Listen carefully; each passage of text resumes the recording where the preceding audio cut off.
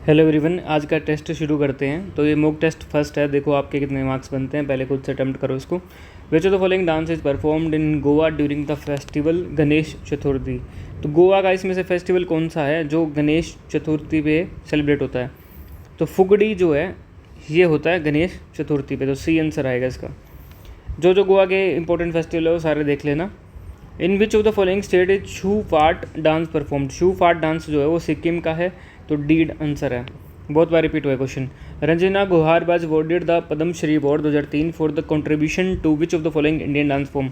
तो रंजना गुहार जो हैं, रंजना गुहार कौन से डांस परफॉर्मेंस है इनकी, मतलब कौन सा डांस फॉर्म है इनकी? तो ये उड़ीसी डांस है, सी आंसर है Odissi. Chittani Ramachandra Hegde was associated with which of the following dances. अब हेगड़े पता आपको, हेगड़े किस साइड का है? ये कर्नाटक वगैरह महाराष्ट्र साइड आते हैं ना हेगड़े। तो चितानी रामचंद्रा हेगड़े जो है यक्षगान डांस से एसोसिएट हैं, और यक्षगान कर्नाटक का है ना डांस, यक्षगान। ठीक है। Gangubai Hangal and Prabha Atre were exponents of dash gharana. तो गंगूबाई हंगल और प्रभा अत्री जो हैं ये कौन से घराने से बिलोंग कर रही हैं? ये किराना घराने से बिलोंग करती हैं, सी आंसर है। नेक्स्ट क्वेश्चन चलते। What is the name of writer tomb of sand, the first Hindi book to be awarded the international Booker prize. तो टॉम ऑफ जो सैंड है ये मैंने करवा रखा है क्वेश्चन भी। तो गीतांजलि श्री जो हैं इसके राइटर हैं, और इनको जो है बुकर प्राइज़ मिला है, इंटरनेशनल बुकर प्राइज़ मिला है, और हिंदी की पहली बुक है जिसको बुकर प्राइज़ मिला है, और ये 2022 में मिला है बुकर प्राइज़। ये भी पता कर लेना, बुकर प्राइज़ जो है 2022 का मिला है। Epic poem Savitri described by its author a legend and a symbol was written by. तो सावित्री जो है किसने लिखी है?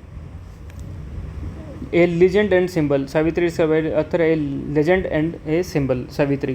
गंगाधर तिलक, अरविंदो घोष। तो अरविंदो घोष जी ने लिखी है, बी आंसर है। तो पुरानी अरविंदो घोष तो कितने पुराने हैं। आगे क्वेश्चन देखो। Who among the following wrote Kamayani, Dhruvaswamini, Kankal ततीली, सकंदगुप्त, लाहर and ममता। तो जयशंकर प्रसाद जी की रचनाएं हैं भाई। जयशंकर प्रसाद हिंदी के पोइट है ना, जयशंकर प्रसाद, तो उन्होंने लिखी है कामयानी, जितनी भी दिखा रखी है आपको। ठीक है। Next question. Who among the following is the author of the book guide. तो द गाइड बुक का कौन है? आर के नारायण जी हैं, बी आंसर है। ये भी मैंने करवा रखा है। इसके बाद 10th क्वेश्चन है। Truth love and little Millais is the autobiography of Khushwant Singh. पहला स्टेटमेंट ये है। He is the author of the book Train to Pakistan and a Historic History of the Sikhs. Which of the following statement above is are correct? तो ये दोनों ही correct हैं। अगर आपने पढ़ा हो, मैंने कराया भी था खुशवंत सिंह ने क्या क्या लिखा है। तो ट्रूथ लव एंड लिटिल लाइस भी खुशवंत सिंह ने लिखी, ऑटोबायोग्राफी इनकी, और ट्रेन टू पाकिस्तान भी इनकी बहुत फेमस बुक है। तो both A and B, C answer होगा इसका। अब 11th क्वेश्चन में देखते हैं। Fire altars were found in which of the following groups of Harappan site. तो फायर अल्तार जो थी वो कहाँ पे थी? कालीबंगन, लोथल, बनावली, चूंदड़ो, मोंजोदड़ो, हड़प्पा, मोंजोदड़ो एंड धोलावीरा। धोलावीरा तो क्या थी? पोर्ट सिटी थी धोलावीरा। तो कालीबंगन और लोथल जो दिखा रखा आपको, यही इसका ए आंसर होगा। तो यहाँ पे फायर अल्तार दोनों में है, लोथल में और कालीबंगन में। राजस्थान में ना Kalibangan. Pottery was first traceable to which period of ancient Indian history. तो पोट्री जो है सबसे पहले कब ट्रेसेबल थी? तो ये न्यूलिथिक पीरियड में थी, पैलियोलिथिक में नहीं थी, उसमें तो स्टोन टूल से होते। तो पोट्री जब बनी है तो न्यूलिथिक पीरियड था उसमें, सी आंसर है। Which of the following metal was use to make weapons and tools in Harappan city. तो कौन सी मेटल का यूज किया जाता था? कॉपर को। और फर्स्ट मेटल थी भाई कॉपर, जिनको ये जानते थे, फर्स्ट मेटल थी ना कॉपर, है ना। और हरप्पन सिविलाइजेशन तो ब्रॉन्ज एज से थी। ठीक है। अंडर द दिल्ली सल्तनत a religious tax dash was imposed on the wealthy and rich Muslims India.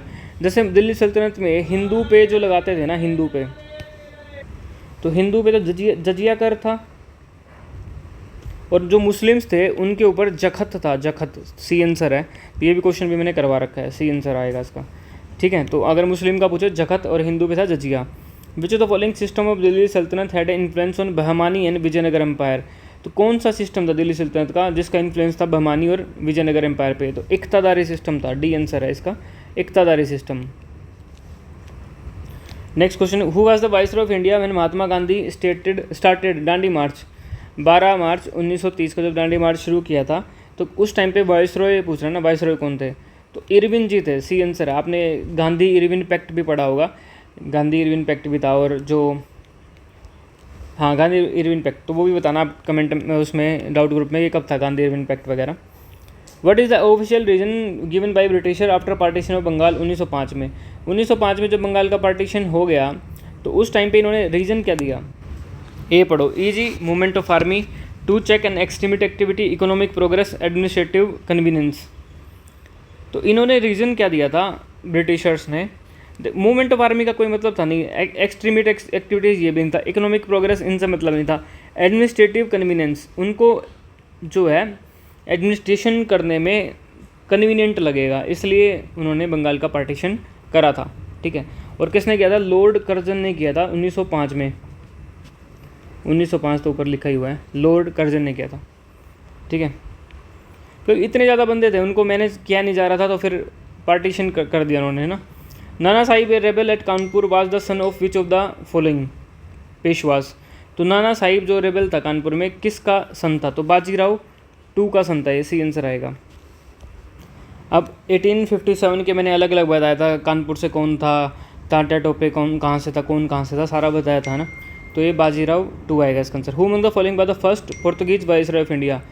तो पहला पुर्तगीज जो वाइसरॉय था इंडिया का, वो कौन था, फ्रांसिस्को दी अल्माइदा, ये था, सी आंसर है Francisco de Almeida. Among the following Bahmani sultan transferred his capital from Gulbarga to Bidar. तो कौन सा सुल्तान था बेहमानी सुल्तान, तो ये अहमद शाह था, यही फेमस था ना उसका, तो अहमद शाह इसका आंसर आ जाएगा, ए आंसर है। ठीक है, अब पॉलिटी का क्वेश्चन है, who headed the credential committee in constituent assembly. तो क्रेडेंशियल जो कमेटी थी उसके हेड कौन थे, तो मैंने सबके हेड बता रखे हैं वैसे तो अल्लादी कृष्णा स्वामी अय्यर थे इसके हेड जो थे, ए आंसर है, अल्लादी कृष्णा स्वामी अय्यर चेयरमैन थे क्रेडेंशियल कमेटी के, हेड बोल लो, चेयरमैन बोल लो। Who was the chairman advisory committee on fundamental right, minority, tribal and excluded area. तो फंडामेंटल राइट्स, माइनॉरिटी, ट्राइबल, इनके थे सरदार वल्लभ भाई पटेल, ए आंसर आएगा इसका। Preamble to Indian constitution declares India to be sovereign socialist secular democratic republic, which of this terms were added to preamble by 42nd constitutional amendment में कौन से term को add किया गया था, तो उसमें किया गया था सोवरन डेमोक्रेटिक किया गया था, नहीं, रिपब्लिक डेमोक्रेटिक नहीं, जस्ट ये नहीं, तो सोशलिस्ट एंड सेकुलर को ऐड किया गया था, ए आंसर है, सोशलिस्ट और सेकुलर 42nd अमेंडमेंट में 1976 वाले में। नेक्स्ट क्वेश्चन है, अंडर द आर्टिकल 343 का डैश का 1 of Indian constitution Hindi in Devanagari script was declared as official language of Indian. तो ये जो बात है ये सही बात है। ठीक है, तो अगर आपसे हिंदी का आर्टिकल पूछे कि हिंदी का आर्टिकल कौन सा है, 343 का फर्स्ट है, और देवनागरी स्क्रिप्ट में हिंदी ऑफिशियल लैंग्वेज है यूनियन की। ठीक है, डिक्लेरेशन वाज मेड इन 1949 के अंदर, तो ये दोनों सही हैं। अगर पूछे कि हिंदी ऑफिशियल लैंग्वेज कब बनी, तो 1949 में, दोनों चीज़ें याद कर लेना इसको। तो ए एंड बी बोथ होएगा, बोथ ए एंड बी, इसका आंसर हो जाएगा सी। अगला क्वेश्चन देखते हैं, objective resolution was moved by Pandit Jawaharlal Nehru on 13 दिसंबर 1946। ये सही बात है, 13 दिसंबर 1940 को ऑब्जेक्टिव रेजोल्यूशन को मूव किया गया था। It was adopted by constitution assembly 13 दिसंबर 1940, ये गलत है भाई, उसको अडोप्ट नहीं किया था भाई, उसको जो है क्या किया था, मूव किया था। अगर आपसे पूछे कि उसको अडोप्ट कर किया गया था, तो वो किया गया था जनवरी 22, 1947 को, जनवरी 22, 1947 को। ठीक है, ऑब्जेक्टिव रेजोल्यूशन मूव कब हुआ था, ये हुआ था 13 दिसंबर 1946 को, और जनवरी 22, 1947 को इसको अडोप्ट किया गया था। ठीक है, अडोप्ट किया गया था इस डेट को। तो दोनों चीज़ें मैंने इसमें बता दी। Which is for the closest dwarf planet orbiting at only 2.8 times earth distance from the sun. तो ये कह रहा है क्लोजेस्ट ड्वार्फ प्लेनेट जो है ना, हमसे जो क्लोजेस्ट ड्वार्फ प्लेनेट है, तो ये है सीरीज आंसर आएगा। तो ये क्वेश्चन पूछा गया है, इसका ना आंसर है सीरीज। ठीक है, ये क्लोजेस्ट ड्वार्फ प्लेनेट है सीरीज, और ये जो है ना, ये मार्स और जुपिटर के बीच में है। ठीक है, मार्स एंड जुपिटर के बीच में ये 2.8 टाइम्स अर्थ के डिस्टेंस से, मतलब 2.8 टाइम्स है, only 2.8 times earth distance from the sun, और सीरीज इसका नाम है। ठीक है, क्लोजेस्ट अगर ड्वार्फ प्लैनेट आता है आपसे पूछा जाए तो ये है।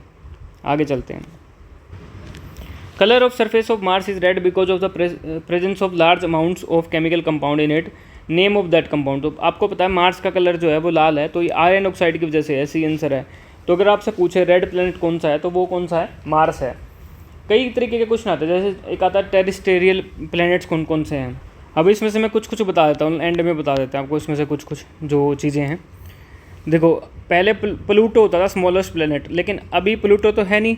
तो अगर आपसे पूछे स्मॉलेस्ट प्लैनेट कौन सा है, स्मॉलेस्ट प्लैनेट, तो अभी जो है स्मॉलेस्ट प्लैनेट वो मरकरी है, मार्स नहीं, मरकरी सबसे पहले भी है, और जो है स्मॉलेस्ट प्लैनेट मरकरी है।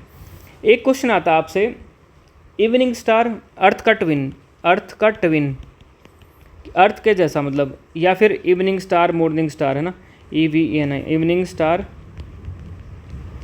या फिर आपसे पूछे मॉर्निंग स्टार। तो ये जो है ये है वीनस, ठीक है। अर्थ का तो पता है आपको ब्लू प्लेनेट है, जो भी है ना, और मार्स जो आपका वो रेड प्लेनेट है, ठीक है। तो जितने भी जो प्लेनेट है ना, जो भी प्लेनेट जो भी रॉक्स से बने हैं, चट्टानों से या इन सब चीज़ों से बने हैं, उनको बोलते हैं हम टेरेस्टेरियल प्लेनेट बोलते हैं उनको, ठीक है, टेरेस्टेरियल प्लेनेट। और ये कौन कौन से हैं, ये जो स्टार्टिंग वाले प्लेनेट है ना भाई, जितने भी, जो मरकरी हो गया, वीनस हो गया, अर्थ और मार्स, ये चार हो गए ना, अर्थ और मार्स।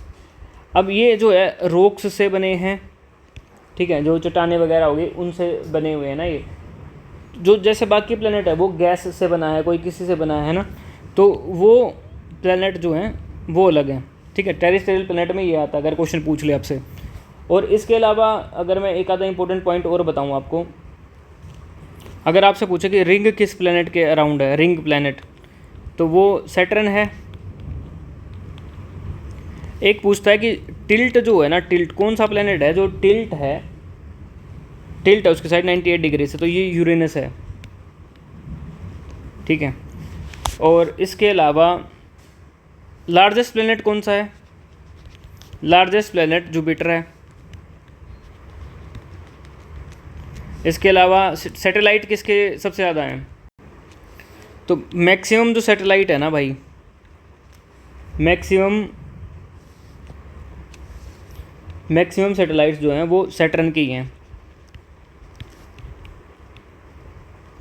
एक आपसे पूछे कि जुपिटर का जो सबसे लार्जेस्ट जो है सैटेलाइट कौन सा, जुपिटर का लार्जेस्ट सैटेलाइट, मून लिख लेता हूँ मैं यहाँ पे, लार्जेस्ट मून समझ लो या सैटेलाइट समझ लो। तो जुपिटर का अगर आपसे पूछता है ना, तो जुपिटर का है गाइनामाइड, GAN, अलग बन गया बिल्कुल, GANYMED। और अगर आप लार्जेस्ट मून जो आपसे पूछे सैटर्न का, ये क्वेश्चन आते हैं भाई पेपर में, इसलिए आपको मैं करवा रहा हूँ। अगर आपको सैटर्न, वैसे तो आपको आधों को तो आता ही होगा, टाइटन है वो, बस इतना ही बता रहा, बाकी आप थोड़ा बहुत अपना पढ़ लेना, ठीक है। इनमें से कोई क्वेश्चन आता है तो आप देख लेना। आगे चलते हैं, कहाँ था यहाँ थे ना। विच of the following Rocky planet fastest planet in our solar system travelling through space at about 29 miles 47 kilometre पर सेकेंड। तो 47 किलोमीटर पर सेकेंड से कौन सा ऐसा फास्टेस्ट प्लैनेट है, रॉकी है सोलर सिस्टम में, ठीक है। तो कौन सा है वो, मरकरी है, बी आंसर है, मरकरी, ठीक है। क्योंकि इसका ग्रेविटेशनल पुल आपको पता सबसे ज़्यादा है, स्ट्रॉन्गेस्ट ग्रेविटेशनल पुल है इसका, तो फिर अपने आप ही ये फिर तेज़ चलता है। Which dwarf planet orbits the sun in 310 years at a distance between 38.5 to 53 AU। तो 310 ईयर्स के अंदर कौन सा जो है ऑर्बिट्स करता है सन को, तो कौन सा प्लैनेट है, ड्वार्फ प्लैनेट पूछ रहा नहीं, तो ये मेकमेक है, मेकमेक, सी आंसर आएगा इसका, मेकमेक, ठीक है। Dash oblong orbit overlaps the orbit of Neptune. तो नेपच्यून का जो ऑर्बिट था उसको प्लूटो क्या कर रहा था, ओवरलैप कर रहा था, तभी तो प्लूटो को हटाया गया था। देखो कोई भी प्लैनेट एक दूसरे को ओवरलैप नहीं करता, लेकिन ये प्लूटो कर रहा था, तभी तो फिर प्लूटो को हटाया गया, इसलिए तो हटाया गया था। तो अगर आपसे पूछे ना कि लार्जेस्ट मून कौन सा है सोलर सिस्टम में, लार्जेस्ट मून या लार्जेस्ट सैटेलाइट आपसे पूछता है, तो वो गाइनामाइड था भाई, जुपिटर वाला ही है उसका आंसर ना। ये मैं वहाँ पे बताना भूल गया, तो मैं दोबारा बताता हूँ। GA गाइनामाइड ही था, ठीक है जी। YMED लार्जेस्ट मून अगर आपसे पूछता है। एक नेपच्यून का भी कई बार आंसर पूछ लेता आपसे कि नेपच्यून का जो लार्जेस्ट मून है वो कौन सा है, तो ट्रिटन है, TRITON। नेपच्यून है, इसमें कहीं नहीं है। ट्रिटन जो है नेपच्यून का मून है। अकॉर्डिंग टू जॉन माइनाइट्स कीन्स, मैंने कीन्स की थ्योरी आपको बताई थी अगर इकोनॉमिक्स की क्लास देखोगे आप। What is the most effective tool for reviving an economy. तो जब रिसेशन के टाइम पे, डिप्रेशन रिसेशन जो भी है, तो आप क्या कर सकते हो, मतलब कीन्स का क्या मानना था। तो इसका मानना ये था कि भाई गवर्नमेंट को बीच में इंटरफेयर करना चाहिए था ना। Increase public saving, reduce private investment, expanding government expenditure, government का एक्सपेंडिचर बढ़ाओ, गवर्नमेंट को भाई बीच में आना चाहिए। तो यही था कीनेशियन थ्योरी जो थी ना, अगर आपको मैंने बताया था, दो थ्योरी बताई थी, दोनों फिर मैंने बोला था कि भाई इनको ढंग से पढ़ लेना। तो उस वीडियो को बार बार देखा करो, उस चैप्टर को बार बार देखो। तो सी आंसर है इसका। विच of the following pairs is correctly matched. इनमें से कौन सा जो पेयर है वो करेक्ट मैच है।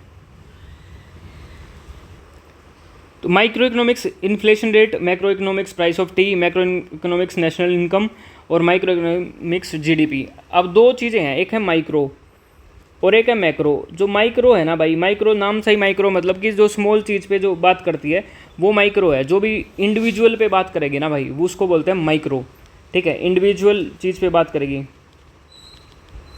इंडिविजुअल एंटिटी समझ लो, या इंडिविजुअल चीज़ पे, या सिंगल कमोडिटी है, कोई सिंगल आइटम है, उस पे बात करेगी। अब जैसे प्राइस ऑफ टी है ना, टी का प्राइस। अब टी क्या है, एक सिंगल कमोडिटी है ना भाई, तो प्राइस ऑफ टी जो है ये माइक्रो में आएगा। अब बात आती है मैक्रो की। मैक्रो क्या है, जो पूरा होल को लेके चलती है, सब लोगों को लेके या सारी इकोनॉमी को लेके जो चल रही है, वो है आपकी मैक्रो इकोनॉमिक्स, ठीक है। फोकसिंग ऑन होल, जो सब चीज़ों पे बात करती है, एक तरीके से आप ये समझ सकते हो, या एग्रीगेट चीज़ पे बात करती है। जैसे GDP है हमारी, GDP हो गया, तो ये क्या है, सबको लेके चलते हैं, सारी जो भी गुड्स बनती हैं ये वो, है ना। तो GDP हो गया। या इन्फ्लेशन है, इन्फ्लेशन भी सबको लेके ही है भाई, कि महंगाई बढ़ रही है, सबको लेके है। तो ये सारे क्या है, मैक्रो में आएगा। तो माइक्रो इकोनॉमिक्स इन्फ्लेशन रेट नहीं है भाई, ये जो है मैक्रो में है। प्राइस ऑफ टी क्या है, ये माइक्रो है ना भाई। प्राइस ऑफ टी क्या हुआ, माइक्रो हुआ, क्योंकि एक इंडिविजुअल की बात हो रही है। मैक्रो इकोनॉमिक्स नेशनल इनकम, तो नेशनल इनकम जो है वो मैक्रो है, तो बड़े की बात हो रही है, तो मैक्रो नेशनल इनकम मैक्रो में आएगा। अब GDP किस में आएगा, वो भी मैक्रो में आएगा, तो ये भी गलत है, ठीक है। तो इसका सी आंसर हो जाएगा। तो अगर इंडिविजुअल सिंगल कमोडिटी की बात है माइक्रो है, और पूरे होल की बात GDP, GNP हो गया, नेशनल इनकम हो गया, है ना, ये सारी इन्फ्लेशन वगैरह, ये सारा क्या है, ये मैक्रो है। Consider the following statement India industrial production 1991 से 92। पिछले उसमें भी आपको पता है 91 और 2 से बहुत सारे क्वेश्चन आए, तो मैंने भी इसमें लिए हैं। Industrial production recorded A positive growth rate of 0.6%। तो ये ट्रू है भाई, ये डायरेक्ट भी पूछा जा सकता है। इंडस्ट्रियल जो प्रोडक्शन था उसका ग्रोथ रेट कितना था, 0.6% था, ठीक है। ये डायरेक्ट क्वेश्चन शायद पूछा भी गया है। तो पहला तो आपको पॉइंट याद करना ही करना है। आगे देखो, mining and manufacturing sector performed exceptionally well boosting industrial growth. नहीं यार, माइनिंग और मैन्युफैक्चरिंग का तो कुछ लेना देना था इसमें। High growth rate in reflected strong economic performance during that period. तो ये कह रहा है कि जो ग्रोथ रेट था उसने रिफ्लेक्ट किया कि परफॉर्मेंस बढ़िया थी। ऐसा नहीं था यार, उस टाइम रिसेशन था, तो उस टाइम एक तरीके से आप ये बोल सकते हो रिसेशन को ख़त्म करने के लिए परफॉर्मेंस थी। ऐसा नहीं था कि बहुत ही स्ट्रॉन्ग या जो कुछ करे। तो ये भी गलत है, इसका एक ही आंसर आएगा, वन ओनली, ठीक है। तो एक ही आंसर होगा इसका। विच of this is not a characteristic of durable goods. अब ड्यूरेबल गुड्स हैं, एक है नॉन ड्यूरेबल गुड्स। दो टाइप की गुड्स होती हैं। ड्यूरेबल गुड्स हैं जो वो होती हैं जो लंबे समय तक चलेंगी, ठीक है। लंबे समय तक जो चलेंगी उनको बोलते हैं ड्यूरेबल गुड्स। एक बार आपने खरीद ली भाई, लंबे समय तक चलेंगे। जैसे आपके व्हीकल्स हैं, एक बार गाड़ी खरीद ली, लंबे टाइम तक चलेगी। रेफ्रिजरेटर है, ठीक है, रेफ्रिजरेटर हो गया, तो एक बार खरीद लिया आपने, ऐसा तो नहीं आप बार बार उसको यूज करोगे, जब तक ख़राब नहीं होगा तब तक चलेगा ही ना, मतलब लॉन्ग टाइम तक चलेगा एक तरीके से। तो रेफ्रिजरेटर हो गया या कार हो गया, तो इस तरीके के जो हैं वो ड्यूरेबल गुड्स होती हैं। नॉन ड्यूरेबल कौन से होते हैं, एक होता है नॉन ड्यूरेबल। नॉन ड्यूरेबल, अब मार्केट से आप मिल्क खरीदने गए, है ना, या आप ब्रेड खरीदने गए, ये तो है नहीं कि वो पूरी ज़िंदगी एक ही मिल्क पीते रहोगे, ख़राब होगा तो आपको रिप्लेस करना पड़ेगा। तो नॉन ड्यूरेबल गुड्स ही होती हैं। तो एक बार कंजप्शन हो गई तो ऐसा नहीं है कि वो ख़त्म हो गई वो चीज़, है ना। मतलब ड्यूरेबल की बता रहा हूँ मैं, जैसे व्हीकल्स है, रेफ्रिजरेटर है, आज आपने यूज कर लिया, आज आपने उसमें ठंडा पानी रखा, कुछ भी रखा, तो ऐसा नहीं आप कल नहीं रख पाओगे, तो आप रिपीटेटिव उसका यूज कर सकते हो। तो कैपेबल ऑफ रिपीटेटिव यूज कौन सी है? Durable goods. लेकिन नॉन ड्यूरेबल गुड्स को रिपीटेटिव आप यूज़ नहीं कर सकते, क्योंकि एक बार दूध पी लिए तो है नहीं कि दोबारा से आप कर पाओगे इसको यूज़। तो ये दोनों में डिफरेंस है, ठीक है। तो पहला ऑप्शन देखो, they are capable of repetitive use, durable की बात कर रहा है। हाँ तो सही बात है, कैपेबल है भाई ये रिपीटेटिव यूज के। नोट वाला बताना ना हमने, they are not extinguished by immediate consumption, तो ठीक है ये भी सही बात है कि एक बार आपने कंजप्शन करी तो उससे वो ख़त्म नहीं हो गई। एक्सटिंग्यूश्ड का मतलब क्या है? ख़त्म थोड़ी हो गई वो, ठीक है। They are meant for repetitive purchases, तो ये बार बार खरीदने के लिए बनी है, तो ये गलत हो गया ना भाई, यही इसका आंसर हो जाएगा सी। आपने एक बार फ्रिज खरीदा तो आप रिपीट थोड़ी करोगे उसको, आप रिपीटेटिव उसको यूज करोगे, आप उसको रिपीट तब करोगे तो वो ख़राब हो जाएगा, है ना। They are meant for repetitive purchase, तो ये गलत बात थी इसमें। They have a relatively long life, तो लॉन्ग लाइफ इनकी होती है, तो इसका सही आंसर हो जाएगा। Consider the following statements regarding new industrial policy 1991 वाली। It abolished industrial licensing for most industries in India, तो लाइसेंस राज को ख़त्म करा था, ये सही बात है भाई, एबॉलिश मतलब ख़त्म होता है। It allowed foreign direct investment up to 51% in selected sector, तो फॉरेन डायरेक्ट इन्वेस्टमेंट को 51% कर दिया था, ये भी सही बात है, दूसरी भी सही बात है। तीसरा देखो, तो याद कर देना ये फिगर 51% वाला। It strengthened the control of MRTP act over being business houses, business houses वाला नहीं था इसमें सिस्टम, तो ये गलत है। तो इसमें 1 और 2 ही इसका सही होगा, 1 और 2 ओनली इसका आंसर हो जाएगा, तो ए आंसर है इसका। Who won the FIFA world cup, FIFA world cup किसने जीता है? तो फीफा वर्ल्ड कप जो है वो स्पेन ने जीता है, ये कल ही जीता है, मैंने अभी इंक्लूड कर लिया, कल अगर मैच आपने देखा हो तो, ठीक है। अर्जेंटीना को 1-0 से हराया, अर्जेंटीना और स्पेन के बीच में मैच था, अगर आपने देखा हो तो, ठीक है, ठीक है। और कहाँ पे था? न्यूयॉर्क में था ये, न्यूयॉर्क न्यू जर्सी में था ये मैच। तो स्पेन जीता है, अर्जेंटीना को उसने हराया, मैसी था ना अर्जेंटीना वाला, तो उसको हरा दिया भाई, स्पेन जीता है। Who won the FIFA world cup 2026।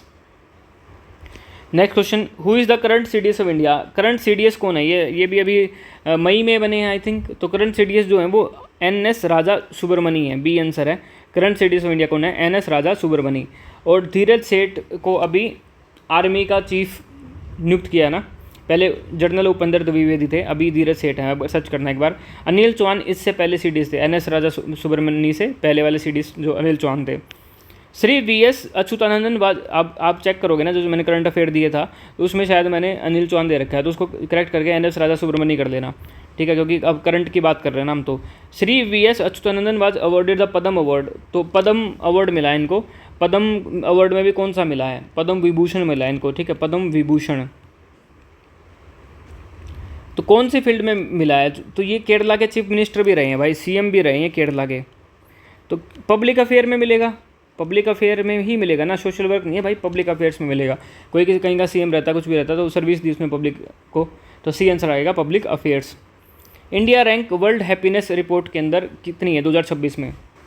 तो 2026 की जो रिपोर्ट आई है उसमें 116 रैंक है इंडिया की, ठीक है। अगर आपसे पूछे 2025 में कितनी रैंक थी, तो 2025 में 118 थी। तो अगर 2026 की पूछता तो 116वीं रैंक है, 147 में से 116वीं। Which of the following is not Padma Vibhushan awardee, तो इनमें से कौन सा पद्म विभूषण अवार्ड नहीं है 2026 का? धर्मेंद्र जी को मिला है, actor Dharmendra ji. KT Thomas जी को मिला है। N रजम, N आएगा, ये AN नहीं है, N रजम इनको भी मिला है। तो R वैरामुथु इनको नहीं मिला है, तो इसका आंसर D है, तो इनको नहीं मिला, D आंसर है, ठीक है। और R वैरामुथु जो है इनको क्या मिला है, ये भी मैंने ऑप्शन इसीलिए उठाया था, ठीक है। तो आप देखो 40 क्वेश्चन में हमने सारे कवर कर लिए, मतलब पॉलिटी हिस्ट्री सब कवर कर दिया, और 5 क्वेश्चन मैंने करंट अफेयर के भी डाले हैं, अच्छे क्वेश्चन, ठीक है। अब आप देखो आपके नंबर कितने बनते हैं इनमें से। अब चलते हैं इसके बाद इन क्वेश्चंस पे। पहला क्वेश्चन है, दीज कैन टर्न, ये मतलब हमने पैराजम्बल लिया मैंने, these can turn around two track stars with the rotation of earth. These की बात करा तो कुछ ना कुछ बात होगी पहले तो। Observatories are places to study places, to study place. They are mostly built on mountain tops, telescopes are placed in dome shaped roof of the building. तो सबसे पहले तो यही होगा, observatories are places to study place, तो पहले B आएगा। तो बाकी ऑप्शन तो काट ही दो, पहले बी आएगा। यार कितना आसान क्वेश्चन था, स्टार्टिंग ही बी से हो रही है, बाकी तो आप भूल ही जाओ।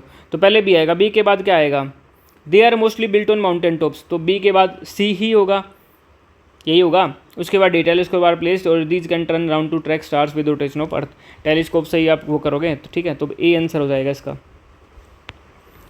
हैविंग द अपॉर्चुनिटी, पहला देखो, having the opportunity of observing peoples we respect and appreciate their point of view, the advantage of travelling different places and culture custom and life style is that.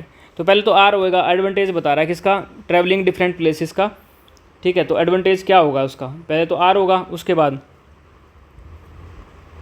Advantage of travelling different people and different places and having the opportunity of observing peoples,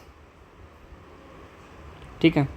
अब different place को आप travel कर रहे हो and having the opportunity, और आपके पास opportunity है। अब ये कल्चर कस्टम लाइफस्टाइल ये क्यों नहीं आया, एस क्यों नहीं आया इसमें, एस नहीं आएगा भाई, एस इसलिए नहीं आएगा, देखो एडवांटेज पूछ रहा है, मतलब बता रहा है ट्रैवलिंग डिफरेंट प्लेसेस।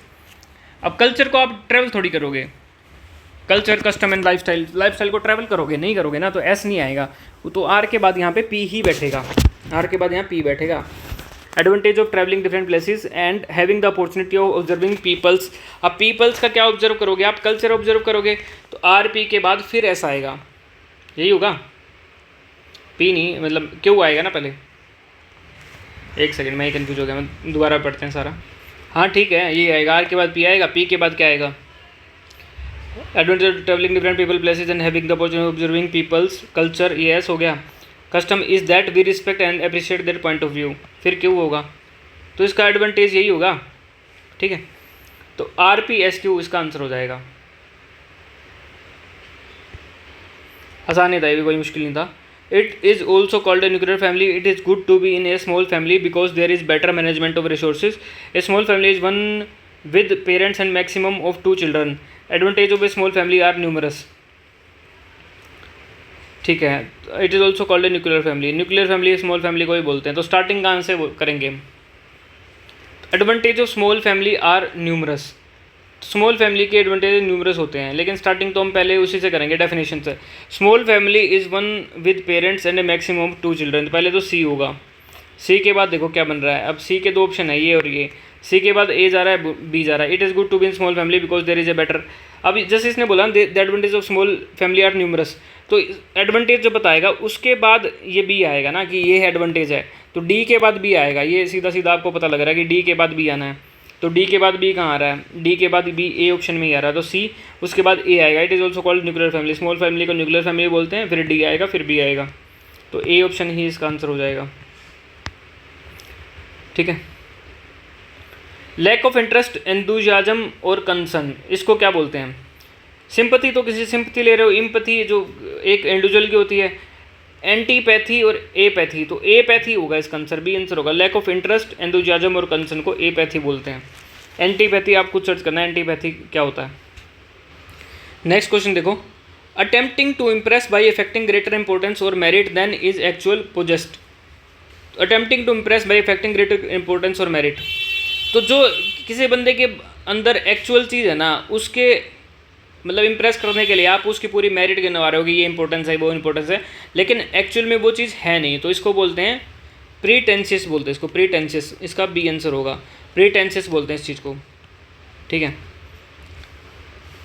तो इसके बाद AIRY, एरी मतलब हवा से रिलेटेड, आप समझ लो कि इस लाइट जो चीज़ है उसको बोलते हैं सुपरफिशियल चीज़, या एरी मतलब हवा में बात है, तो एरी वो हो गया। ग्लोरियस आपको पता है, ग्लोरियस किसको बोलते हैं, मैग्निफिसेंट होगी जो ग्लोरियस चीज़ होगी। इम्पेरियस क्या होता है, एक तरीके से इम्पेरियस तो अथॉरिटी, कोई बंदा एरोगेंसी, अथॉरिटी, डोमिनेटिंग, वो वाली चीज़ होती है इम्पेरियस, ठीक है। तो इसका आंसर भी हो जाएगा प्रीटेंशियस। इसके बाद a book where names and address of people living in an area are kept, तो ऐसी बुक को क्या बोलते हैं, डायरेक्टरी। पहले फ़ोन डायरेक्टरी नहीं होती थी, तो उसमें क्या होता था, DC का नंबर, फलाना नंबर, ये नंबर, डायरेक्टरी पूछ सकती थी, यहाँ पे मोबाइल नंबर होते थे। मैंने देखी हुई है डायरेक्टरी ना, आपका पता नहीं, मुझे देखी है कि नहीं। तो डायरेक्टरी में उस जो एरिया के लोग थे उनका एड्रेस, मोबाइल नंबर, ये वो लिखा होता था, तो इसको डायरेक्टरी बोलते थे, ठीक है। एक्सेप्शनली क्लेवर और टैलेंटेड। देखो सबसे पहले क्या है, इंडिजेनस। इंडिजेनस का मतलब क्या होता है? क्लेवर, इसका तो इंजीनियस होगा भाई, बहुत ही जीनियस बंदा है। एक्सट्रीमली टैलेंटेड या क्लेवर जो है तो इंजीनियस हो गया इसका। स्टूडियस क्या होता है? जो पढ़ने पढ़ने पे ज़्यादा ध्यान दे रहा है, स्टूडियस उस तरीके से वो है, ठीक है। एसिडुअस क्या होता है? Assiduous showing great care, attention, effort, तो डिलीजेंट भी बोलते हैं इसको। डिलीजेंट भी इसका सिमिलर वर्ड है, ठीक है, तो इसका तो डी आंसर हो जाएगा। इंडिजिनस होता है कोई एक जगह का जो बंदा होता है, ओरिजिन जो होता है, जो बंदा नेटिव बोल सकते हो, तो उसको इंडिजिनस बोलते हैं, ठीक है। इसके बाद ईडियम्स में आते हैं। ए वाइल्ड गूज चेज, अगर आप जंगली गूज क्या होता है? गूज तो वो हो गया ना एक तरीके से, मेमना क्या बोलते हैं उसको। तो वाइल्ड गूज चेज करोगे आप तो फ्रूटलेस सर्च है ना भाई, आपको मिलेगा थोड़ी, फ्रूटलेस सर्च है वो, तो सी आंसर है फ्रूटलेस सर्च। ऑप्शन पढ़ने की जरूरत नहीं थी। Sting in the tail, tail के अंदर अगर स्टिंग है तो क्या है? टेल पूछ, पूछ के अंदर स्टिंग है तो क्या है? एक situation in which large group has do something, ये नहीं है। Something which seems bad first, ये नहीं है। To initiate a situation that is very complicated, नहीं है। अनएक्सपेक्टेड, टिपिकली अनप्लीजेंट और प्रॉब्लमेटिक एंड टू समथिंग, तो प्रॉब्लमेटिक चीज़ है ना, sting in the tail, D answer है। यमन्स सर्विस क्या होती है? एक्सीलेंट सर्विस को बोलते हैं, एक्सीलेंट वर्क डन, तो सी आंसर होगा। यमन्स सर्विस क्या है? एक्सीलेंट वर्क डन, तो ये तो पक्का करना ही करना था क्योंकि बहुत बार आता है ये। Bite your tongue, to avoid saying something, to have something explore, to scold someone verbally, to drink very heavily. अब अपनी टंग को बाइट करके देखो आप, तो आप क्या बोल पाओगे? तो नहीं बोल पाओगे ना। आप करके देखो जो वीडियो देखते हुए अभी, तो आप टंग को बाइट करो तो नहीं बोल पाओगे। तो टू अवॉइड सेइंग समथिंग, तो आप कुछ अवॉइड कर रहे हो कहने से। Step up to the plate, step up to the plate. Take control of situation, plan for better performance, implement a plan, think about a crisis. तो take control of a situation, step up, आगे step कर रहे हो आप, तो step up का क्या है? Take control of the situation. Barking up the wrong tree, barking क्या होता है?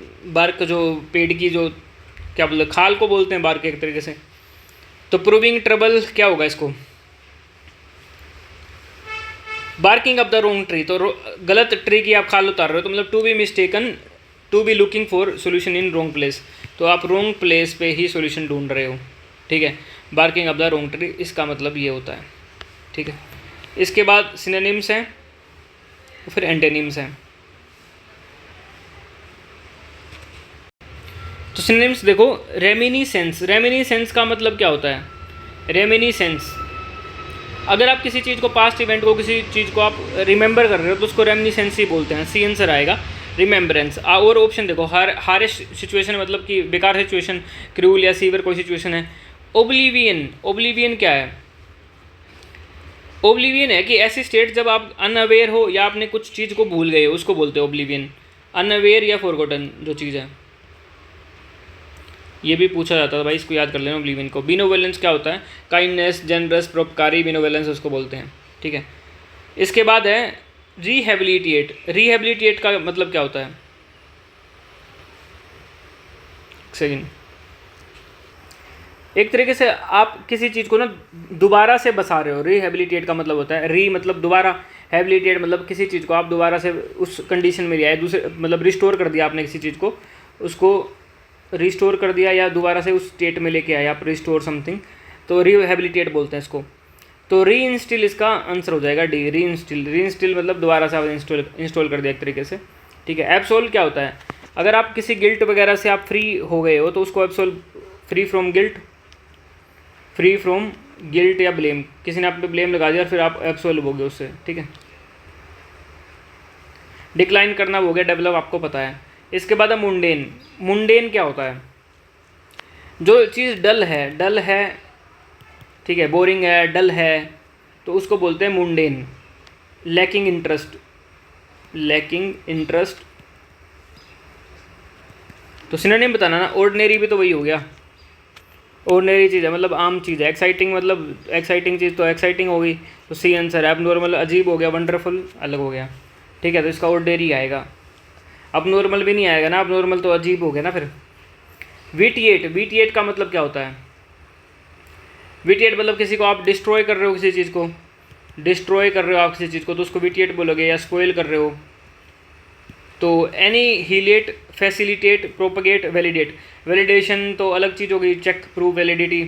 प्रोपगेट क्या करते हैं, जैसे हम धर्म का प्रोपगेशन करते हैं, है ना, स्प्रेड करते हैं धर्म को, प्रोपगेशन ऑफ रिलीजन। फैसिलिटेट का मतलब क्या होता है कि किसी प्रोसेस को आप ईजी कर रहे हो, प्रोसेस को आप किसी को ईजी कर रहे हो। तो एक ही बच गया, एनीहिलेट, यही बच गया, यही इसका आंसर है, विटिएट का ये हो गया। कन्फेसिकेट का मतलब क्या होता है,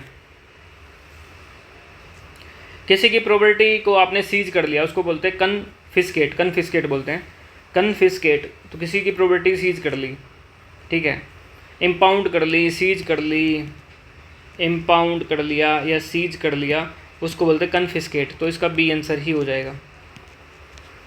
अब एंटोनिम में चलते हैं। ACCOLAD, एक्कोलेड। एक्कोलेड का मतलब क्या होता है कि किसी की आप प्रेज कर रहे हो, किसी का अवार्ड दे रहे हो, प्रेज कर रहे हो, तो ये होगा। उल्टा बताना ना, तो उल्टा क्या होगा इसका, क्रिटिसिज्म, आप क्रिटिसाइज कर रहे हो किसी को, तो ए आंसर है। एश्योरेंस मतलब आप एश्योर कर रहे हो किसी को, प्रमोशन अलग हुआ, ट्रिब्यूट अलग हो गया। अब इसके नेक्स्ट वर्ड जो है क्वेंट। क्वेंट क्या होता है, QUAINT, क्वेंट। क्वेंट का मतलब है कि ओल्ड फैशनड कोई चीज़ है या थोड़ी अलग सी चीज़ है ना, ठीक है, या अलग सी कोई चीज़ है, उसको क्वेंट बोलते हैं, ठीक है। तो इसका उल्टा बताना हमने, तो मतलब ओल्ड फैशनड है या अलग है, तो इसका उल्टा क्या होगा, मतलब ये अट्रैक्टिव तो होगी लेकिन थोड़ी अलग होगी, ओल्ड फैशनड होगा, ठीक है, मतलब अनयूजुअल होगा, अनयूजुअल या ओल्ड फैशनड। तो यूजुअल, ऑर्डिनरी क्या होगा कि साधारण चीज़, तो डी इसका आंसर हो जाएगा। डिस्टिंक्ट, दूर। ब्रिस्क को क्या बोलते हैं, एक्टिव या बहुत तेज़ी वाला जो होती चीज़ है वो ब्रिस्क होती है। रेडिकुलस क्या होता है, किसी का मजाक बनाना। तो सारे हो गए हैं भाई, ये मेरे को लग रहा है 20 ही लिए थे ना मैंने, 2 और 3 4 5 6 7 8 9 10 11 13, हाँ 20 लिए थे। तो 60 में से आप अपना स्कोर बताओ कितना बना और इसको कर लेना, ठीक है। अब जो भी मैं मॉक टेस्ट डालूंगा डेली, इस मॉक टेस्ट को बाद में रिवीजन भी देना है, क्योंकि इसमें काफ़ी डाटा ऐसा होगा जो मैं एक्स्ट्रा भी बताऊंगा, तो इसको रिवाइज भी करते रहना है।